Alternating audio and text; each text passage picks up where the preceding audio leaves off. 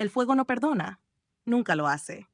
Y aquella noche de septiembre, cuando las llamas devoraron la viña del alma como un dragón hambriento, Diego Morales aprendió que tampoco perdona a los inocentes. Pero retrocedamos 3 semanas. 3 semanas antes de que todo se convirtiera en cenizas y mentiras. Diego llevaba el ritmo en la sangre, aunque nadie en el restaurante lo sabía. De día, era solo otro camarero más, uno que servía copas de Rioja con sonrisa profesional y llevaba bandejas de tapas sin derramar ni una gota de alioli. Pero cuando caía la noche y las persianas de la viña del alma se cerraban, cuando don Santoro apagaba las luces y se marchaba en su Mercedes negro, Diego bajaba al sótano. Allí, entre barriles de roble que olían a siglos y botellas cubiertas de polvo, sacaba su guitarra. No era una guitarra cualquiera. Era una Ramírez del 78, heredada de su abuelo, un gitano que había tocado en las cuevas del Sacromonte hasta que el alcohol lo mató. Diego la acariciaba como si fuera un ser vivo, y sus dedos arrancaban notas que subían por las escaleras de piedra, se colaban entre las rendijas y morían en la noche sevillana sin que nadie las escuchara. Nadie excepto Elena. La primera vez que ella lo descubrió fue un jueves. Diego estaba tocando Entre dos aguas cuando oyó pasos en la escalera. El corazón se le disparó. Si don Santoro lo pillaba allí abajo, después del horario, usando el restaurante como su estudio privado, lo echaría sin contemplaciones. El viejo era inflexible con las normas. Pero no era don Santoro. Elena apareció en el umbral como una aparición. Llevaba un vestido de lino blanco que contrastaba con su pelo oscuro, casi negro, recogido en una trenza despeinada. Sus ojos, del color del ámbar líquido, se clavaron en Diego con una intensidad que lo dejó sin aliento. No pares, dijo ella, y su voz era suave pero firme. Por favor, no pares. Diego tragó saliva. La había visto antes, claro. Elena visitaba el restaurante cada fin de semana, siempre elegante, siempre distante. Era intocable, la hija del patrón. La princesa de cristal que estudiaba arquitectura en Madrid y que solo regresaba a Sevilla en vacaciones. Pertenecían a mundos diferentes. Señorita Santoro. Yo, comenzó Diego, pero ella levantó una mano. Elena, solo Elena. Y tú eres Diego, ¿verdad? El camarero que nunca sonríe de verdad. Él parpadeó, sorprendido. ¿Lo había estado observando? Toco todas las noches, confesó Diego, sin saber por qué le estaba diciendo la verdad. Cuando todos se van. Este lugar tiene buena acústica. Las paredes de piedra, los barriles, es como tocar dentro de una catedral. Elena bajó los escalones lentamente, sus sandalias apenas haciendo ruido contra el suelo frío. Se sentó sobre un barril antiguo, cruzó las piernas y lo miró expectante. Entonces toca para mí. Toca algo que nadie más haya escuchado. Y Diego tocó. Tocó como nunca antes lo había hecho, porque algo en la forma en que ella lo miraba hacía que quisiera desnudar su alma a través de las cuerdas. Tocó una composición propia, una que había estado creando durante meses, una melodía que hablaba de calles estrechas, de noches de verano que huelen a azahar, de sueños que se escapan entre los dedos como arena. Cuando terminó, el silencio entre ellos era denso, cargado de algo innombrable. Eres bueno, dijo Elena, y había asombro genuino en su voz. Muy bueno. ¿Por qué desperdicias tu talento sirviendo mesas? Diego soltó una risa amarga. Porque el talento no paga el alquiler, Elena. Porque en esta ciudad hay 1000 guitarristas en cada esquina, todos esperando su oportunidad. Porque soy realista. O porque tienes miedo. Las palabras cayeron como piedras en agua tranquila. Diego apretó los labios, sintiendo una punzada de molestia y verdad mezcladas. No me conoces, dijo, más brusco de lo que pretendía. Tienes razón, admitió ella, poniéndose de pie, pero me gustaría conocerte. Y así comenzó todo. Los encuentros secretos en el sótano, las conversaciones que se extendían hasta el amanecer. Elena bajaba cada noche que estaba en Sevilla y Diego tocaba para ella mientras compartían una botella de vino que ella robaba de la bodega de su padre. Hablaban de todo y de nada. Ella le contaba sobre su frustración con la carrera de arquitectura que su padre la había obligado a estudiar, cuando lo que realmente quería era fotografía. Él le confesaba sus sueños de grabar un álbum, de tocar en festivales, de hacer algo más que sobrevivir. Se estaban enamorando, aunque ninguno de los dos lo admitiera en voz alta. Pero el amor, como el fuego, puede ser peligroso cuando nadie lo vigila. Rafael, el chef, fue el primero en notarlo. Tenía casi 20 años trabajando en la viña del alma y no se le escapaba nada. Una tarde, mientras Diego preparaba las mesas para la cena, Rafael se le acercó limpiándose las manos en el delantal manchado de salsa. Ten cuidado, chico, dijo en voz baja, con ese acento andaluz cerrado que hacía que todo sonara como una advertencia. Don Santoro no es tonto, y su hija es su tesoro más preciado. Diego sintió que se le helaba la sangre. No sé de qué hablas. Rafael rió entre dientes, sacudiendo la cabeza. Claro que no. Solo te digo que hay cosas que no se pueden tocar, ¿entiendes? Algunas frutas están demasiado altas en el árbol, pero Diego ya estaba demasiado lejos para detenerse. Esa misma noche, cuando Elena bajó al sótano, él la besó. Fue un beso desesperado, hambriento, lleno de toda la pasión que habían estado conteniendo durante semanas. Ella le devolvió el beso con la misma intensidad, sus manos enredándose en el pelo de él, sus cuerpos presionándose contra los barriles de vino, como si el mundo pudiera terminar en cualquier momento. Y de alguna manera, así fue. Porque esa noche, sin que ellos lo supieran, alguien más estaba en el restaurante. Víctor Andrade era un cliente habitual, el tipo de hombre que pide siempre la misma mesa, el mismo vino y deja propinas generosas. Vestía trajes caros y hablaba poco. Diego lo había atendido docenas de veces sin pensar demasiado en él. Solo otro empresario rico que disfrutaba de la buena comida. Pero Víctor no era solo un cliente. Era el socio secreto de Don Santoro, el hombre que financiaba el restaurante a cambio de un favor muy específico. La Viña del Alma era un punto de encuentro para ciertos negocios que preferían mantenerse en las sombras. Nada demasiado sucio, se decía Don Santoro a sí mismo. Solo reuniones discretas, conversaciones que no debían quedar registradas, acuerdos que se sellaban con un apretón de manos y una botella de reserva. Pero Víctor quería más. Quería lavar dinero a través del restaurante. Quería usar el lugar como fachada para operaciones que Don Santoro no podía ni imaginar. Y cuando el viejo se negó, Víctor decidió que era hora de tomar medidas.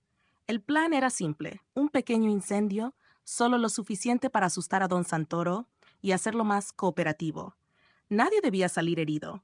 Solo un mensaje, un recordatorio de quién tenía realmente el control. Pero los planes, como las llamas, tienen vida propia. La noche del incendio era un viernes. El restaurante estaba lleno, como siempre lo estaba los fines de semana. Diego servía mesas con eficiencia automática, su mente divagando hacia Elena.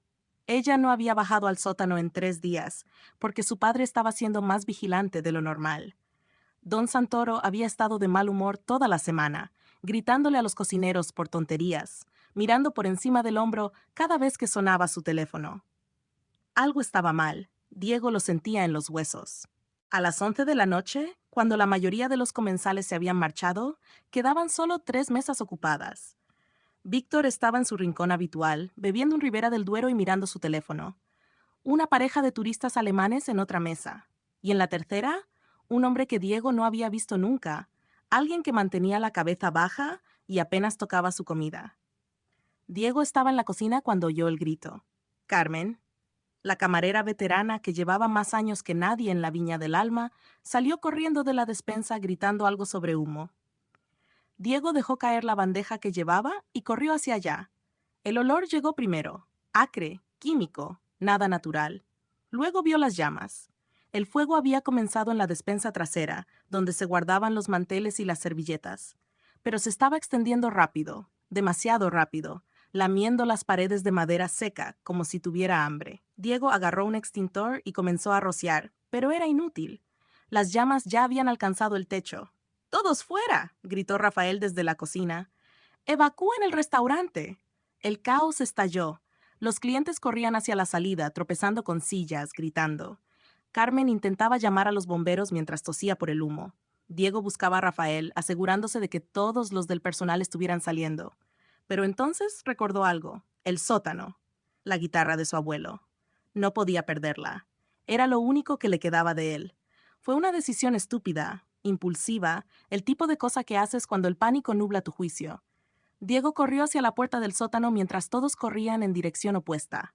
Bajó los escalones de 2 en 2, el humo ya comenzando a filtrarse por las rendijas. Agarró la guitarra y se dio la vuelta para subir cuando oyó algo. Un golpe sordo. Algo cayendo. «¡Hola!», gritó. «¿Hay alguien ahí?». Silencio. Solo el crepitar del fuego arriba. Diego subió las escaleras, abrazando su guitarra contra el pecho. Cuando emergió del sótano, el comedor principal era un infierno. Las llamas habían consumido las cortinas y estaban trepando por las vigas del techo. El calor era insoportable, y entonces lo vio. Un cuerpo, tirado en el suelo cerca de la mesa de Víctor. Diego se acercó, protegiéndose la cara del calor. Era el hombre que había estado sentado solo, el que no reconocía. Estaba inmóvil, con los ojos abiertos mirando al techo, y había sangre.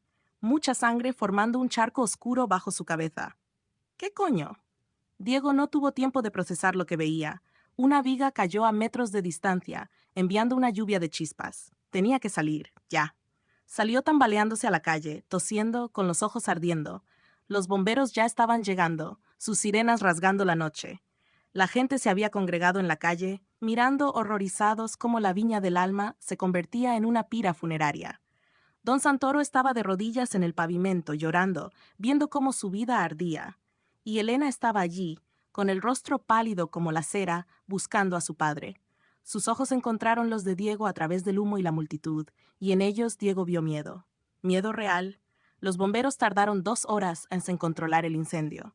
Cuando finalmente encontraron el cuerpo. La policía llegó poco después. Comenzaron a hacer preguntas. ¿Quién estaba en el restaurante? ¿Quién fue la última persona que vio al hombre muerto? Los testimonios variaban. Todos estaban confundidos, en shock. Pero había una cosa en la que todos estaban de acuerdo. Habían visto a Diego bajar al sótano justo antes de que encontraran el cuerpo.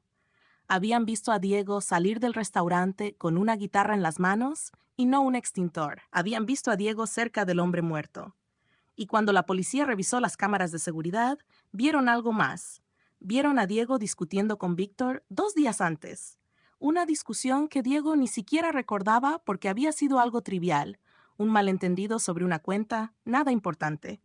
Pero ahora parecía importante. Ahora todo parecía importante. El inspector Ramírez, un hombre de mediana edad, con cara de pocos amigos y un bigote que parecía de otra época, convocó a Diego a comisaría al día siguiente. Diego fue confiado, porque no había hecho nada malo, solo había intentado salvar su guitarra, solo había estado en el lugar equivocado en el momento equivocado. Diego Morales, dijo Ramírez, sentándose frente a él en la sala de interrogatorios. Cuéntame sobre tu relación con Víctor Andrade. Diego parpadeó. ¿Víctor? No tenía ninguna relación con él. Era un cliente. ¿Y por qué discutiste con él hace 2 días? ¿Discutir? No, fue solo un malentendido sobre la cuenta. Nada serio. Ramírez sacó una carpeta y deslizó una foto sobre la mesa. Era el hombre muerto. De cerca Diego pudo verlo mejor. Tenía unos 40 años, complexión media, cabello castaño, nada memorable. ¿Reconoces a este hombre? Estaba en el restaurante esa noche, pero no lo había visto nunca antes. Su nombre era Javier Ruiz. Era investigador privado. Ramírez hizo una pausa, dejando que eso se asimilara. Estaba investigando actividades financieras sospechosas relacionadas con la Viña del Alma. Diego sintió que el suelo se movía bajo sus pies. ¿Qué? Yo no sé nada de eso. ¿No? Porque tenemos testigos que dicen que bajaste al sótano minutos antes de que se encontrara el cuerpo. Tenemos evidencia de que habías estado usando el sótano sin permiso durante semanas. Y tenemos un móvil. Si Ruiz estaba investigando el restaurante y tú estabas haciendo algo ilegal allí abajo. Yo no estaba haciendo nada ilegal, solo tocaba la guitarra. Ramírez lo miró con escepticismo. Claro, la guitarra. Se inclinó hacia adelante. Mira, chico, sé cómo funcionan estas cosas. Alguien te pagó para iniciar ese fuego, para deshacerse de Ruiz. Tal vez no querías lastimar a nadie, tal vez se salió de control, pero necesito que me digas la verdad. Yo no inicié ningún fuego, no maté a nadie, pero Diego podía ver en los ojos del inspector que no le creía. Y lo peor de todo es que entendía por qué. Todas las pruebas apuntaban hacia él. Estaba en el lugar equivocado, en el momento equivocado, haciendo las cosas equivocadas. Lo dejaron ir esa noche, pero con la advertencia de que no saliera de la ciudad. Diego caminó por las calles de Sevilla en un aturdimiento, sin saber a dónde ir. No podía volver a su apartamento. Los periodistas ya lo habían encontrado. No podía llamar a sus padres. No quería preocuparlos. Su teléfono vibró. Un mensaje de un número desconocido. Nos vemos en el puente de Triana. Medianoche. Ven solo. Elena. Diego miró el reloj. Faltaban 20 minutos. Caminó rápido, su mente una maraña de pensamientos confusos. ¿Qué estaba pasando? ¿Quién había matado a Javier Ruiz? ¿Por qué alguien querría incriminar a Diego? Elena lo esperaba en el centro del puente, apoyada en la barandilla, mirando el Guadalquivir oscuro bajo ella. Cuando vio a Diego, sus ojos se llenaron de lágrimas. Lo siento, susurró. Lo siento mucho, Diego. Él se acercó confundido. ¿Qué sientes? ¿Tú no hiciste nada? No, dijo ella y su voz tembló. Pero mi padre sí. Y entonces Elena le contó todo. Le contó sobre Víctor y sus negocios sucios, sobre las amenazas, sobre cómo su padre había estado desesperado, atrapado entre la policía y los criminales, sobre cómo el investigador, Ruiz, había estado a punto de exponerlo todo. Pero mi padre no es un asesino, insistió Elena. Él no mató a ese hombre, no inició el fuego. Alguien más lo hizo. Alguien que quiere destruirlo. Diego la miró, viendo el dolor y la confusión en su rostro, y supo que ella estaba diciendo la verdad. Don Santoro era muchas cosas, pero no un asesino. Entonces tenemos que averiguar quién fue, dijo Diego tomando sus manos, porque la policía me va a arrestar. Es solo cuestión de tiempo. Elena asintió, limpiándose las lágrimas. Lo sé, y voy a ayudarte. Vamos a encontrar al verdadero culpable, te lo prometo. Se miraron a los ojos allí en el puente con la ciudad durmiendo a su alrededor, y sellaron su promesa con un beso que sabía a miedo y determinación, a amor prohibido y esperanza desesperada. Porque a veces, cuando todo se derrumba, lo único que te queda es aferrarte a alguien y prometer que no te rendirás. Y Diego Morales no se iba a rendir. No sin luchar. La madrugada sevillana tiene un silencio particular, ese tipo de quietud que parece guardar secretos en cada esquina. Diego y Elena caminaron por calles estrechas hasta llegar a un pequeño apartamento en el barrio de Santa Cruz, un lugar que Elena había alquilado discretamente meses atrás cuando necesitaba escapar de la vigilancia constante de su padre. Aquí estarás seguro por ahora, dijo Elena, abriendo la puerta de madera desgastada.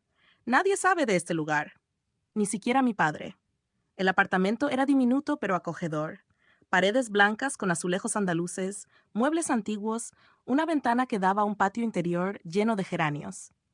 Diego dejó caer su mochila en el suelo y se hundió en el sofá, agotado física y emocionalmente. Elena se sentó a su lado, tan cerca que sus rodillas se tocaban. Necesitamos un plan, dijo ella, y había determinación en su voz. La policía te está buscando como culpable. Tenemos que encontrar pruebas de que no fuiste tú. Y rápido. Diego asintió, frotándose los ojos cansados. ¿Qué sabes exactamente sobre Víctor Andrade? Elena respiró hondo, como preparándose para revelar algo que había estado guardando durante mucho tiempo. Víctor no es solo un empresario. Es complicado. Hace 3 años apareció en el restaurante, elegante, educado, con dinero. Le ofreció a mi padre una inversión cuando estábamos al borde de la quiebra. Papá aceptó porque no tenía opción, pero luego comenzaron las exigencias, reuniones extrañas, gente que no parecía normal. Mi padre se dio cuenta demasiado tarde de que había hecho un trato con el diablo. ¿Y el investigador? ¿Javier Ruiz? Papá lo contrató, admitió Elena con la voz quebrándose. Hace 2 meses. Quería encontrar una forma de salir del acuerdo con Víctor sin terminar. Ya sabes. Ruiz era discreto, profesional. Estaba recopilando evidencia sobre las actividades de Víctor. Lavado de dinero, extorsión, vínculos con organizaciones criminales en Marbella. Diego sintió un escalofrío. Esto era mucho más grande de lo que había imaginado. Entonces, si Ruiz tenía evidencia contra Víctor. Víctor tenía un motivo para matarlo, completó Elena, y para incendiar el restaurante. 2 pájaros de un tiro. Elimina al investigador y destruye cualquier prueba que pudiera estar escondida allí. ¿Pero por qué culparme a mí? Soy solo un camarero. Elena lo miró con esos ojos color ámbar que parecían ver a través de él. Porque eres el chivo expiatorio perfecto. Estabas en el lugar equivocado, tenías acceso al sótano. Y hizo una pausa, porque Víctor sabe lo nuestro. Diego se quedó helado. ¿Qué? Nos vio Diego. Hace una semana. Bajó al sótano buscando a mi padre y nos encontró, juntos.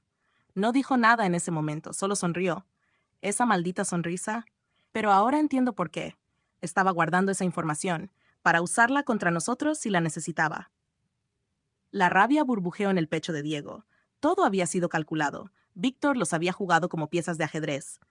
Necesitamos esa evidencia, dijo Diego poniéndose de pie. Los archivos de Ruiz. Tiene que haber algo que podamos usar. La policía los tiene, señaló Elena. Confiscaron todo de su oficina después del asesinato. ¿Todo? Diego arqueó una ceja. Los investigadores privados siempre tienen copias de seguridad. Siempre. Es supervivencia básica en ese negocio. Elena lo miró con admiración renovada. ¿Cómo sabes eso? Mi tío era detective, explicó Diego. Antes de morir, solía contarme historias. Decía que nunca confíes en que tus archivos estén seguros en un solo lugar. Siempre copias, siempre respaldos. Elena se levantó de un salto energizada por la nueva pista. Entonces necesitamos entrar en la oficina de Ruiz, o en su casa. Encontrar esas copias. Es arriesgado. Si nos atrapan, parecerá que estamos obstruyendo la investigación. Más arriesgado es quedarnos de brazos cruzados mientras Víctor teje su red de mentiras. Elena agarró su chaqueta. Vamos, conozco a alguien que puede ayudarnos. Resultó que alguien era Lucas Medina, un antiguo compañero de clase de Elena que ahora trabajaba como cerrajero. Tenía una deuda con ella por haberle salvado el trasero en la universidad cuando casi lo expulsaban por hackear el sistema de calificaciones. Lucas no hizo preguntas cuando Elena le explicó que necesitaban entrar en un apartamento discretamente. ¿Solo esta vez?, dijo Lucas, entregándole un juego de ganzúas. Y si te atrapan, no me conoces. La dirección de Javier Ruiz estaba en un edificio modesto en Nervión. Tercer piso, sin ascensor. Diego y Elena esperaron hasta las 3 de la madrugada, cuando las calles estaban vacías y las ventanas de los vecinos oscuras. Subieron las escaleras en silencio, con el corazón latiendo en sus gargantas. La puerta del apartamento tenía sellos policiales.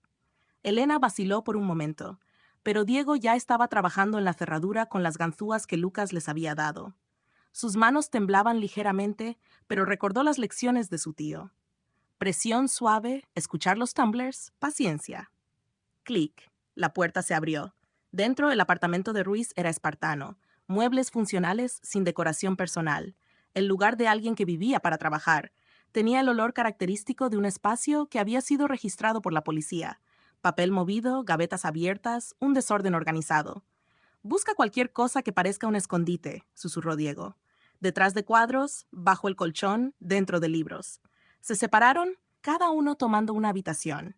Diego revisó la sala de estar, levantando cojines, golpeando suavemente las paredes en busca de huecos. Nada. Elena estaba en el dormitorio, y Diego podía oírla moviéndose, abriendo y cerrando cajones. Entonces vio algo. En la estantería, entre libros de derecho y manuales de investigación, había un ejemplar viejo de Don Quijote. Algo en él llamó su atención. Era demasiado nuevo comparado con los demás libros desgastados. Diego lo sacó y lo abrió. Las páginas estaban huecas, cortadas cuidadosamente para crear un compartimento secreto. Dentro había una memoria USB. Elena, llamó manteniendo la voz baja. Creo que encontré algo. Ella corrió hacia la sala con los ojos brillando de emoción. Diego le mostró la memoria USB. Era pequeña, negra, sin marcas distintivas, pero potencialmente contenía las respuestas que necesitaban. Salgamos de aquí, dijo Elena. Ahora.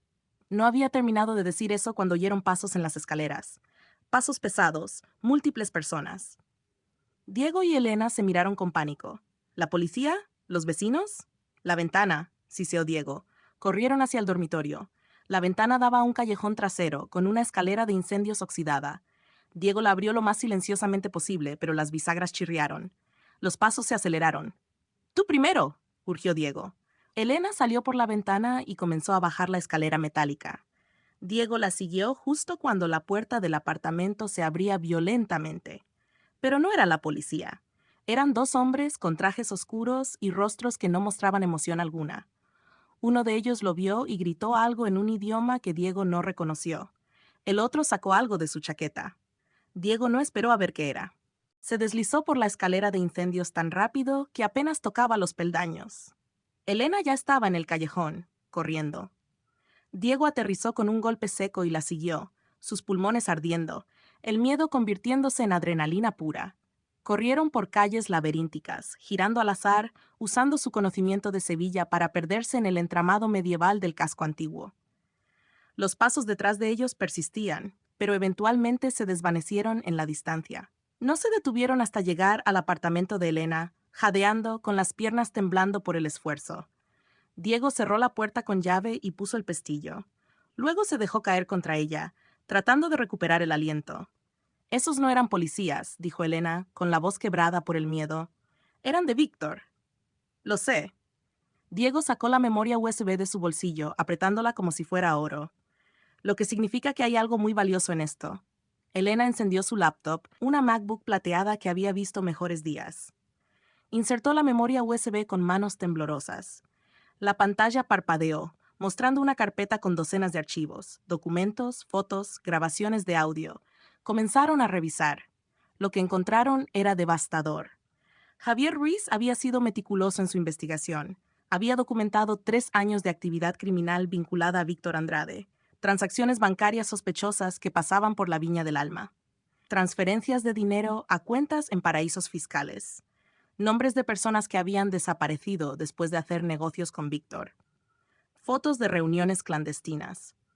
Pero lo más perturbador era un documento titulado La Red. En él, Ruiz había mapeado toda la organización de Víctor. No era solo un criminal actuando solo. Era parte de algo mucho más grande. Una red de lavado de dinero que se extendía por toda Andalucía, con tentáculos en Marbella, Gibraltar y Tánger. Y había un nombre que se repetía constantemente en los documentos. Un socio. Alguien que trabajaba desde dentro. Alguien cercano a don Santoro. Mateo Vega. Elena palideció cuando vio el nombre. No puede ser, susurró. Mateo es el contador del restaurante. Trabaja con mi padre desde hace 10 años. Es como de la familia. ¿Dónde está ahora?, preguntó Diego. No lo sé. Después del incendio, desapareció. Dijo que tenía una emergencia familiar en Barcelona. Pero su voz se apagó mientras las piezas encajaban. Dios mío, fue él. Mateo tenía acceso a todo, a las finanzas, a la despensa, a las cámaras de seguridad. Diego sintió una mezcla de alivio y horror. Alivio porque finalmente tenían un culpable real. Horror porque ese culpable había estado bajo sus narices todo el tiempo. Necesitamos llevar esto a la policía, dijo Elena, pero Diego negó con la cabeza. No todavía. Piénsalo. Si Víctor tiene el alcance que estos documentos sugieren, probablemente tenga gente en la policía también. Llevamos esto ahora y la evidencia podría desaparecer. O nosotros podríamos desaparecer. Dienton cesó por un momento, su mente de músico acostumbrada a pensar en patrones y estructuras. Necesitamos más.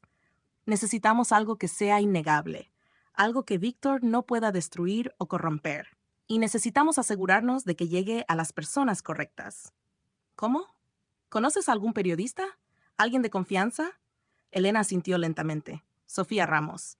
Trabaja para El País. Hicimos un proyecto juntas en la universidad. Es tenaz y honesta. Si le damos la historia, la publicará. Bien, pero necesitamos más que documentos. Necesitamos una confesión. Necesitamos a Mateo. Durante las siguientes horas formaron un plan. Era arriesgado, probablemente estúpido, pero era lo único que tenían. Rastrearían a Mateo Vega. Lo encontrarían, lo confrontarían y conseguirían que admitiera su participación. Grabarían todo y se lo entregarían tanto a Sofía como a la policía simultáneamente, asegurándose de que la evidencia no pudiera ser suprimida. Mientras el sol comenzaba a salir sobre Sevilla, pintando el cielo de naranjas y rosas, Diego y Elena seguían despiertos, planeando, investigando. En algún punto, sin darse cuenta, sus manos se habían entrelazado sobre la mesa. Se miraron, reconociendo la locura de lo que estaban haciendo. 2 personas contra una organización criminal, David contra Goliat. Podríamos morir, dijo Diego sin dramatismo, solo constatando un hecho. Lo sé, respondió Elena, pero prefiero morir luchando que vivir como cobarde. Y además, apretó su mano, no estás solo en esto. Diego sintió algo cálido expandirse en su pecho. En medio de todo el caos y el miedo, había encontrado algo inesperado. Amor. Verdadero y profundo. No el tipo de amor superficial de las películas, sino el tipo que se forja en el fuego, que se prueba en la adversidad. Te quiero, dijo, sorprendiéndose a sí mismo con la confesión. Sé que es un momento terrible para decirlo, pero necesito que lo sepas. Pase lo que pase. Elena sonrió, y era una sonrisa triste y hermosa a la vez. Yo también te quiero. Desde la primera noche que bajé a ese sótano. Sabía que eras diferente, sabía que eras especial. Se besaron mientras la luz del amanecer entraba por la ventana, bañándolos en tonos dorados.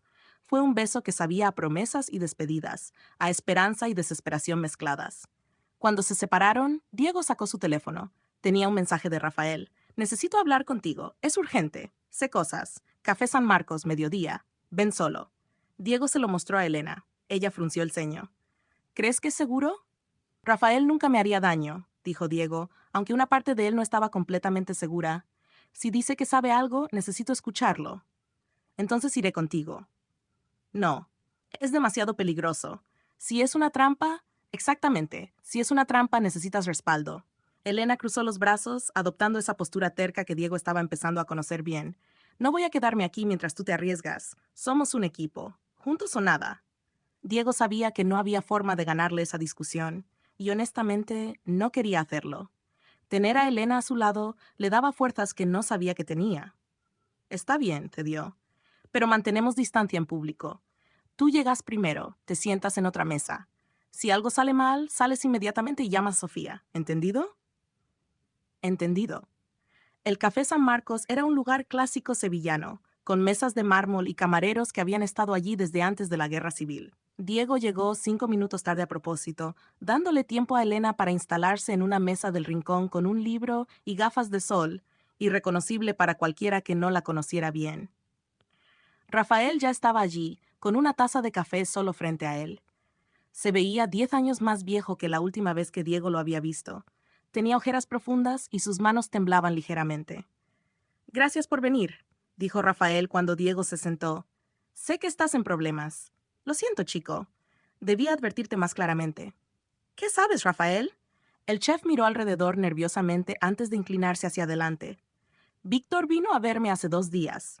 Me ofreció dinero, mucho dinero, para que testificara contra ti, para que dijera que te vi comportarte de forma sospechosa antes del incendio. Diego sintió que su estómago se hundía. ¿Y qué le dijiste? Le dije que se fuera al infierno. Rafael sonrió sin humor. Pero no todos fueron tan nobles. Carmen aceptó, y 2 de los cocineros. Víctor está construyendo un caso contra ti, Diego. Está comprando testimonios. Para cuando esto llegue a juicio, tendrá a media docena de personas diciendo que eres culpable. Mierda. Pero hay algo más. Rafael bajó aún más la voz. Esa noche del incendio vi a Mateo, el contador. Estaba en la despensa justo antes de que comenzara el fuego. Lo vi saliendo con una bolsa, moviéndose rápido. No pensé nada en ese momento, estaba ocupado con la cena. Pero después, cuando empecé a atar cabos... ¿Se lo dijiste a la policía? Traté. Fui a la comisaría, pero el inspector Ramírez no quiso escucharme. Dijo que estaba tratando de protegerte porque eras mi favorito. Me echó de su oficina. Rafael apretó los puños. Sé que estás buscando la verdad, Diego, y quiero ayudarte. Testificaré sobre lo que vi, oficialmente, ante quien sea necesario. Diego sintió una oleada de gratitud. Rafael estaba arriesgando mucho al hacer esto. Gracias.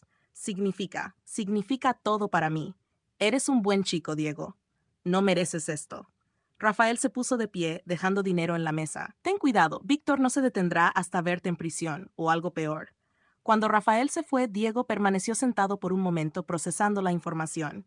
Tenían a Rafael como testigo. Tenían la evidencia de Ruiz. Ahora solo necesitaban encontrar a Mateo y hacer que confesara.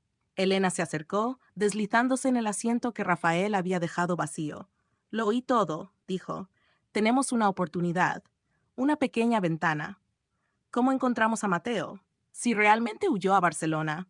No huyó a Barcelona, interrumpió Elena, con los ojos brillando con comprensión repentina. Mateo tiene una casa en la sierra, en Cazalla de la Sierra. Solía hablar de ella. Decía que era su refugio cuando la ciudad se volvía demasiado. Si está escondiéndose, estará allí. Diego asintió. Era una pista. La mejor que tenían. ¿Cuándo salimos? Esta tarde. Alquilaré un coche bajo un nombre falso. Llegaremos después del anochecer, cuando sea menos probable que nos vean. Pasaron el resto del día preparándose. Compraron un pequeño dispositivo de grabación, revisaron los mapas de la zona, planearon rutas de escape. Diego intentó no pensar demasiado en lo que estaban a punto de hacer. Confrontar a un hombre que probablemente era responsable de asesinato. Un hombre que no tendría problemas en matar de nuevo. Cuando el sol comenzó a ponerse, subieron al coche alquilado, un Seat León gris que se mezclaba perfectamente con el paisaje urbano. Elena conducía, sus nudillos blancos sobre el volante. Diego miraba por la ventana, viendo cómo Sevilla se desvanecía en la distancia, reemplazada por olivares y colinas ondulantes. ¿Alguna vez pensaste que tu vida terminaría así? Preguntó Elena de repente. ¿Huyendo de criminales buscando asesinos? Diego rió sin humor. No, pensé que tal vez tocaría en algunos bares, grabaría un EP que nadie escucharía, viviría una vida normal y aburrida. Hizo una pausa. ¿Y tú? Yo pensé que me casaría con algún arquitecto aburrido que mi padre aprobaría. Tendría 2 hijos, una casa en las afueras. Cenas de domingo con los suegros. Elena lo miró de reojo. Esto es mejor, aterrador, pero mejor. ¿Ser perseguido por asesinos es mejor que una vida tranquila? Estar contigo es mejor que cualquier vida tranquila. Elena sonrió. Aunque preferiría estar contigo sin los asesinos. Diego le tomó la mano entrelazando sus dedos. Promesa. Cuando esto termine, nada de asesinos. Solo tú, yo y una guitarra. Suena perfecto. Llegaron a Casalla de la Sierra cuando el último rayo de luz se desvanecía del cielo. Era un pueblo pequeño, pintoresco, con casas blancas y calles empinadas. La casa de Mateo estaba en las afueras, escondida entre árboles, al final de un camino de tierra. Aparcaron a cierta distancia y caminaron el resto del trayecto. La casa era pequeña, de una sola planta, con persianas cerradas. Pero había luz filtrándose por las rendijas. Alguien estaba dentro. Diego sintió su corazón acelerar. Este era el momento. No había vuelta atrás. Elena sacó el dispositivo de grabación y lo encendió. Diego se acercó a la puerta y tocó. Silencio. Tocó de nuevo, más fuerte. Mateo, abre. Soy Diego. Necesito hablar contigo. Nada. Pero Diego podía sentir que alguien estaba al otro lado de la puerta, esperando, decidiendo. Finalmente la puerta se abrió una rendija. Mateo Vega los miró y Diego apenas lo reconoció. El contador siempre había sido pulcro, bien vestido. Ahora parecía un hombre perseguido. Barba sin afeitar, ojos rojos, ropa arrugada. Vete, dijo Mateo, su voz ronca. No puedes estar aquí. No me voy hasta que me digas la verdad, respondió Diego. Sé que iniciaste el fuego. Sé que trabajas para Víctor. Y sé que un hombre inocente murió. Mateo cerró los ojos y por un momento pareció que iba a cerrar la puerta. Pero entonces sus hombros se hundieron, como si todo el peso del mundo cayera sobre él de golpe. Entra, susurró, antes de que alguien te vea. Diego y Elena entraron en la casa. Estaba oscura, con apenas una lámpara encendida en el salón. Había botellas vacías en la mesa, papeles esparcidos, señales de un hombre al borde del colapso. Mateo se dejó caer en el sofá, enterrando su cara en sus manos. Nunca debió morir nadie, dijo, su voz quebrada. Era solo un incendio pequeño, solo para asustar a don Santoro.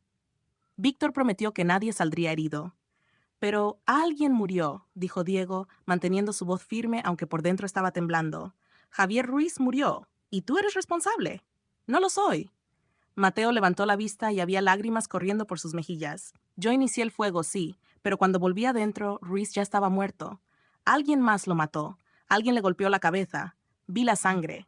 Vi se quebró, sollozando incontrolablemente. Elena se acercó, activando discretamente el dispositivo de grabación en su bolsillo. Mateo, necesitamos que nos digas todo, desde el principio. ¿Cómo te involucraste con Víctor? Y Mateo habló. Habló sobre deudas de juego, sobre cómo Víctor había aparecido ofreciendo saldar esas deudas a cambio de pequeños favores. Cómo esos favores se habían convertido en crímenes. Cómo, eventualmente, no había forma de escapar. Habló sobre la noche del incendio, cómo había usado químicos para iniciar el fuego en la despensa. Cómo se suponía que sería controlado, pequeño, pero se había extendido demasiado rápido. Y habló sobre ver a otra persona en el restaurante esa noche, una figura encapuchada que salía del comedor cuando Mateo regresaba de iniciar el fuego, una figura que había estado cerca de donde encontraron el cuerpo de Ruiz. No pude ver quién era, dijo Mateo. Estaba oscuro, el humo, pero no era Víctor. La constitución era diferente, más delgada, más joven. Diego sintió un escalofrío.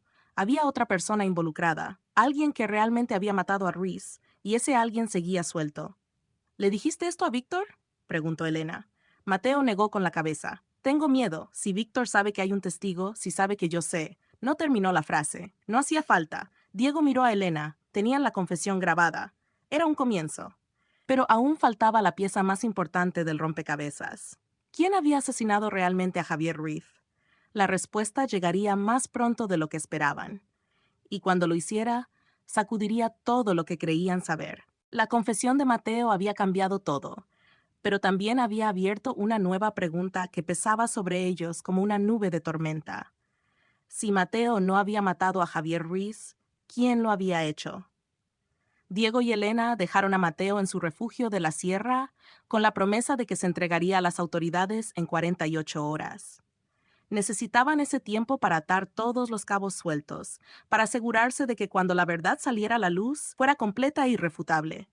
El viaje de regreso a Sevilla fue silencioso, ambos perdidos en sus pensamientos. La grabación de la confesión de Mateo estaba guardada en 3 lugares diferentes: el teléfono de Elena, una copia en la nube y otra en una memoria USB que Diego llevaba en el bolsillo. No podían arriesgarse a perderla. Cuando entraron en el apartamento de Elena cerca de las 2 de la madrugada, ella fue directa a la laptop y comenzó a revisar de nuevo los archivos de Ruiz. Diego preparó café, sabiendo que ninguno de los dos dormiría esa noche. «Tiene que estar aquí», murmuró Elena, abriendo carpeta tras carpeta. Ruiz era demasiado meticuloso. Si alguien más estaba involucrado, lo habría documentado.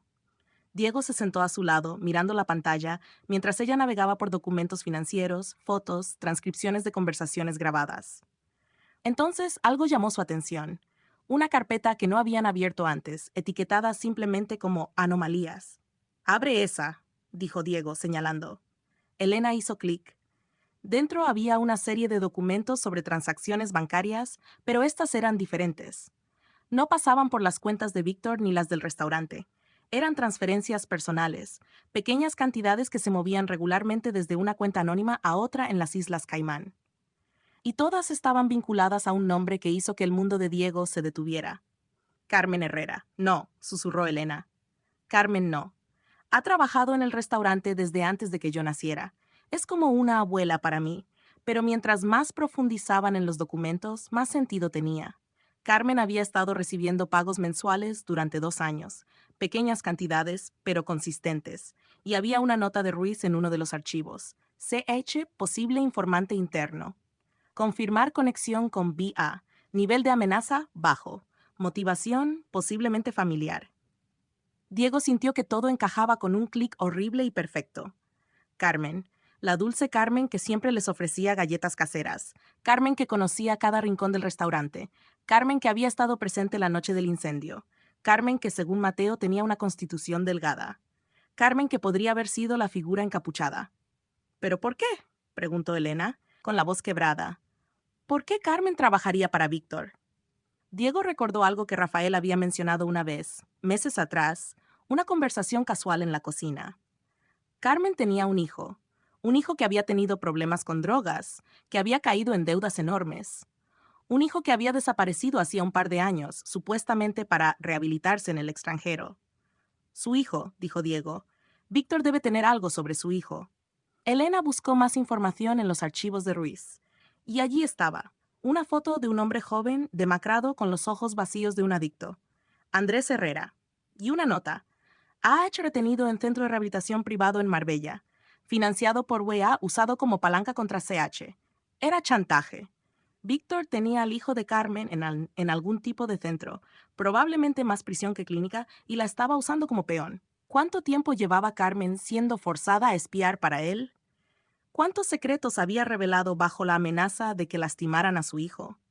Y la noche del incendio, cuando todo salió mal, cuando Ruiz apareció en el lugar equivocado en el momento equivocado, investigando demasiado cerca de la verdad, ¿había sido Carmen quien actuó para proteger a su hijo? ¿O había sido ordenada por Víctor para silenciar al investigador?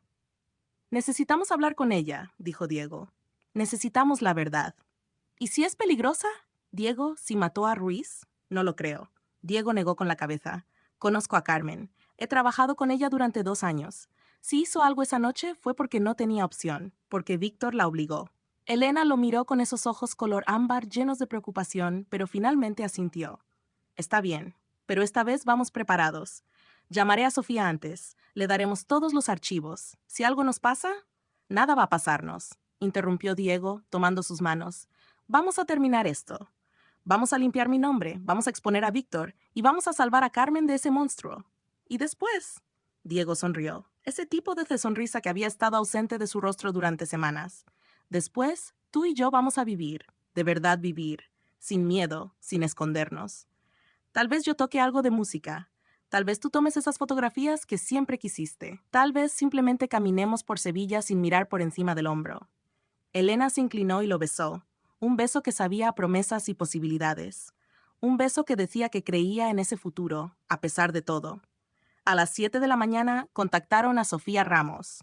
La periodista escuchó su historia con atención profesional, haciendo preguntas precisas, tomando notas. Cuando terminaron, hubo un largo silencio al otro lado de la línea. Esto es enorme, dijo finalmente Sofía. Si publico esto, van a caer cabezas. Importantes. ¿Están seguros de que quieren seguir adelante? Completamente seguros, respondió Elena. Está bien. Les doy 24 horas para atar los cabos sueltos que necesiten. Después, esto sale publicado. Con o sin la última pieza del rompecabezas. Era justo y era suficiente. Encontrar a Carmen no fue difícil. Seguía viviendo en el mismo apartamento en Triana donde había vivido durante 30 años, un segundo piso con balcón lleno de macetas de geranios. Diego había estado allí una vez para una cena de Navidad que Carmen había organizado para el personal del restaurante. Tocaron el timbre. Hubo un largo silencio y Diego casi pensó que no estaba en casa. Pero entonces la puerta se abrió y Carmen apareció. Se veía pequeña, frágil, mucho más vieja de lo que Diego recordaba. Sus ojos, normalmente cálidos y vivaces, estaban apagados. Sabía que vendrían, dijo, su voz apenas un susurro. Pasen, por favor. El apartamento olía a lavanda y a algo más profundo, más triste. Desesperanza, quizás. Carmen le sirvió té con manos temblorosas y se sentó frente a ellos, esperando. Carmen, comenzó Diego gentilmente, necesitamos saber qué pasó esa noche, la noche del incendio. Las lágrimas comenzaron a rodar por las mejillas arrugadas de la mujer antes de que terminara la pregunta. Lo siento, sollozó. Lo siento tanto, Diego. Nunca quise que nadie saliera lastimado, especialmente no tú. Eres un buen chico. Siempre fuiste amable conmigo. Elena se movió para sentarse junto a Carmen, tomando su mano. Cuéntanos, desde el principio. Te prometemos que entenderemos. Y Carmen habló. Su voz era quebrada, interrumpida por sollozos, pero eventualmente toda la historia salió a la luz como agua de una represa rota. 3 años atrás, su hijo Andrés había caído en las garras de la adicción. Carmen había gastado todos sus ahorros tratando de ayudarlo, pero no fue suficiente. Entonces apareció Víctor, como un ángel salvador, ofreciendo pagar por el mejor tratamiento disponible. Todo lo que Carmen tenía que hacer era mantener los ojos abiertos en el restaurante, informar sobre cosas pequeñas, conversaciones que escuchaba, personas que venían y se iban. Al principio parecía inofensivo, pero poco a poco las peticiones de Víctor se volvieron más oscuras. Quería saber sobre las finanzas, sobre las conversaciones privadas de don Santoro, sobre cualquier persona que hiciera preguntas sobre el restaurante. Y cuando Javier Ruiz apareció, haciendo exactamente ese tipo de preguntas, Víctor le ordenó a Carmen que lo vigilara, que informara cada movimiento del investigador. La noche del incendio, Víctor la llamó. Le dijo que había un problema, que necesitaba ser manejado. Le dijo que si quería volver a ver a su hijo vivo, haría exactamente lo que él le ordenaba. Me dio algo, susurró Carmen con la voz ronca, un objeto pesado. Me dijo dónde encontrar a Ruiz. Me dijo que lo golpeara, solo una vez, lo suficiente para dejarlo inconsciente. Me prometió que Ruiz despertaría más tarde, que solo era para asustarlo, para que dejara de investigar. ¿Pero no fue así?, preguntó Diego suavemente. Carmen negó con la cabeza violentamente. No sé qué pasó. Lo golpeé, sí, pero no tan fuerte. No lo suficiente para matarlo. Era un golpe en el hombro, tal vez en el brazo. Pero entonces vi el humo. El fuego ya había comenzado. Entré en pánico. Corrí. Y cuando encontraron su cuerpo, dijeron que había muerto por un golpe en la cabeza. ¿Estás segura de que no lo golpeaste en la cabeza?, insistió Elena. Completamente segura. Carmen levantó la vista y había desesperación genuina en sus ojos. He vivido con esto cada día desde entonces. Me pregunto si tal vez lo empujé sin darme cuenta, si cayó y se golpeó la cabeza. Pero yo no lo maté a propósito. Tienen que creerme.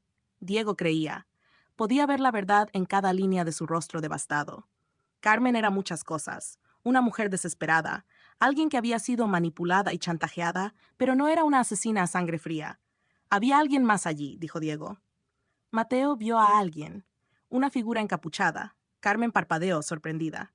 Yo vi a alguien también. Cuando salí corriendo, alguien entrando al restaurante, pensé que era uno de los bomberos llegando temprano o tal vez alguien tratando de ayudar. Pero llevaba una capucha y ¿qué?, urgió Elena. Caminaba raro, con un bastón o cojeando. No estoy segura. Diego y Elena se miraron. Alguien que cojeaba. Revisaron mentalmente a todas las personas involucradas. Don Santoro no cojeaba. Víctor no. Mateo no. Rafael no. Entonces Elena palideció. El inspector Ramírez susurró. Se lesionó la pierna hace 6 meses. Lo vi cojeando en la comisaría cuando fuimos a declarar. Todo encajó con una claridad horrible. El inspector, que había estado tan ansioso por cerrar el caso rápidamente, que había rechazado el testimonio de Rafael, que había ignorado cualquier evidencia que no apuntara directamente a Diego. Ramírez estaba en la nómina de Víctor. Y esa noche, cuando todo salió mal, cuando el plan de crear un incendio controlado se convirtió en un caos, Ramírez había estado allí, tal vez para asegurarse de que todo saliera según lo planeado, tal vez para limpiar cabos sueltos. Y cuando vio a Ruiz, inconsciente por el golpe de Carmen pero vivo, tomó una decisión. Terminó el trabajo. Mató al investigador de verdad, con un golpe preciso en la cabeza que ninguna anciana desesperada habría podido dar. Luego se marchó y regresó media hora más tarde respondiendo a la llamada, listo para dirigir la investigación exactamente donde Víctor quería que fuera, hacia Diego. Necesitamos pruebas, dijo Diego, su mente trabajando rápido. La confesión de Carmen ayuda, pero necesitamos algo que conecte a Ramírez directamente. Elena ya estaba en su teléfono, buscando entre los archivos de Ruiz que habían guardado. Tiene que haber algo. Ruiz documentaba todo. Si sospechaba de Ramírez, encontraron algo mejor que sospechas. Encontraron fotografías. Ruiz había estado vigilando a Ramírez durante semanas antes del incendio. Fotos del inspector reuniéndose con Víctor en lugares discretos, fotos de intercambios de sobres. Y lo más condenatorio, una grabación de audio de una conversación entre ellos, donde Víctor le decía a Ramírez que manejara el problema del investigador de una vez por todas. La fecha de la grabación era 2 días antes del incendio. «Lo tenemos», dijo Elena, con los ojos brillando. «Tenemos todo lo que necesitamos». Pero Diego sabía que no podían simplemente llevar esto a la policía. Ramírez tenía conexiones. Podía hacer desaparecer evidencia. Podía hacerlos desaparecer a ellos. «Necesitamos hacer esto público», dijo. «Todo a la vez. Sofía publica la historia. Nosotros entregamos la evidencia simultáneamente a la prensa, a la Policía de Madrid, a Asuntos Internos. Lo inundamos con la verdad desde tantos ángulos que Víctor y Ramírez no puedan controlar la narrativa». «¿Y yo?», preguntó Carmen con voz pequeña. «¿Iré a prisión?». Diego miró a la anciana, viendo no a una criminal sino a una madre desesperada que había sido manipulada por monstruos. «No lo sé», admitió honestamente. «Pero testificaré a tu favor. Le diré al juez que fuiste víctima, que fuiste forzada. Y encontraremos a tu hijo. Lo sacaremos de donde Víctor lo tiene». Carmen comenzó a llorar de nuevo, pero esta vez con algo que parecía alivio mezclado con el dolor. «Gracias», susurró. «Gracias por no odiarme». Las siguientes 12 horas fueron un torbellino. Sofía Ramos trabajó como una máquina, verificando cada detalle, contactando a sus editores, preparando el artículo que sacudiría los cimientos de Sevilla. Elena coordinó con abogados que su padre conocía, gente de confianza que podía navegar el sistema legal. Diego dio su testimonio completo, grabado en vídeo, junto con Carmen y eventualmente Mateo, quien fue escoltado desde la sierra por guardias privados que Elena contrató. Rafael también grabó su testimonio, confirmando lo que había visto esa noche. Don Santoro, cuando finalmente se enteró de todo, se derrumbó. Elena lo encontró en su estudio, llorando sobre las ruinas de su negocio y su reputación. Pero cuando vio a su hija, cuando ella le explicó que iban a luchar, que iban a exponer la verdad, algo del viejo fuego volvió a sus ojos. «Ese cabrón de Víctor», gruñó, «destruyó todo lo que construí, pero no se saldrá con la suya». «Te lo prometo, mija». Y por primera vez en semanas, padre e hija se abrazaron, unidos contra el enemigo común. El artículo de Sofía Ramos se publicó un martes por la mañana. El titular gritaba desde la portada del País: «Red de corrupción policial y crimen organizado expuesta en Sevilla, inspector involucrado en asesinato e incendio provocado». El artículo era devastador. Detallaba todo: las actividades de Víctor, la red de lavado de dinero, la complicidad de Ramírez, el chantaje de Carmen, la confesión de Mateo, y limpiaba completamente el nombre de Diego, presentándolo como una víctima inocente atrapada en una red de corrupción y crimen. La reacción fue inmediata. El teléfono de la redacción del País no paraba de sonar. Otras publicaciones recogieron la historia. La televisión nacional la convirtió en noticia principal. Las redes sociales explotaron con indignación. Para la tarde, Ramírez había sido arrestado. Víctor Andrade había desaparecido, probablemente huyendo del país, pero ya había una orden de búsqueda internacional emitida. Y Diego era libre. Oficialmente, completamente libre. Salió de la comisaría de policía donde había estado dando su declaración oficial, parpadeando bajo el sol brillante de Sevilla. Elena lo esperaba afuera sonriendo, con lágrimas corriendo por sus mejillas. Se acabó, dijo ella. Realmente se acabó. Diego la levantó en sus brazos, girando con ella mientras los periodistas tomaban fotos y hacían preguntas que ninguno de los dos respondió. En ese momento solo existían ellos dos, el guitarrista y la hija del restaurador, dos personas que habían encontrado el amor en medio del caos. Los días siguientes fueron un borrón de entrevistas, declaraciones legales y reconstrucción. La policía de Madrid encontró a Andrés Herrera en una clínica privada en Marbella, que era básicamente una prisión disfrazada. Fue liberado y reunido con su madre en una escena que hizo llorar a todos los presentes. Carmen enfrentó cargos, pero dadas las circunstancias atenuantes y su cooperación completa, recibió servicio comunitario y probación. Mateo también cooperó plenamente y recibió una sentencia reducida. Don Santoro comenzó el lento proceso de reconstruir la Viña del Alma, esta vez sin socios criminales. Elena lo ayudaba, pero ahora con sus propios términos. Ya no estudiaba arquitectura. Se había cambiado a fotografía, persiguiendo finalmente su verdadera pasión. Y Diego finalmente tocaba su música abiertamente. 3 meses después del incendio, dio su primer concierto oficial. No en un bar oscuro o en un sótano escondido, sino en el Teatro de la Maestranza, uno de los teatros más prestigiosos de Sevilla. La historia de lo que había pasado le había dado notoriedad, pero era su talento lo que llenó ese teatro. Elena estaba en la primera fila, con su cámara, capturando cada momento. Diego subió al escenario, con su guitarra Ramírez del 78 en las manos, y miró al público. Reconoció caras familiares. Rafael estaba allí, sonriendo con orgullo. Carmen, con su hijo a su lado, ambos luciendo más saludables de lo que habían estado en años. Don Santoro, sentado rígido pero con los ojos húmedos. Y Elena, siempre Elena. «Buenas noches», dijo Diego al micrófono, su voz resonando en el teatro lleno. «Hace unos meses pensé que mi vida había terminado. Pensé que nunca volvería a tocar, que nunca volvería a ser libre. Pero estaba equivocado, porque aprendí algo importante. La verdad siempre encuentra la manera de salir a la luz. ¿Y el amor? El amor puede salvarte incluso en los momentos más oscuros». Miró directamente a Elena. «Esta primera canción es para alguien que me salvó en más formas de las que puedo contar. Se llama Fuego y Verdad». Y comenzó a tocar. La melodía que había estado componiendo en su cabeza durante los últimos 3 meses. Una pieza que capturaba todo lo que habían vivido. El miedo, la desesperación, la lucha y finalmente el triunfo. Las notas llenaban el teatro, subiendo y bajando como olas, contando una historia sin palabras. Cuando terminó, el silencio fue absoluto por un momento. Luego el teatro estalló en aplausos. La gente se puso de pie. Algunos lloraban. Elena estaba tomando fotos con lágrimas corriendo por su rostro, su sonrisa más brillante que 1000 soles. El concierto duró 2 horas. Diego tocó composiciones originales y algunas versiones de clásicos flamencos. Cada pieza era mejor que la anterior. La audiencia estaba hechizada.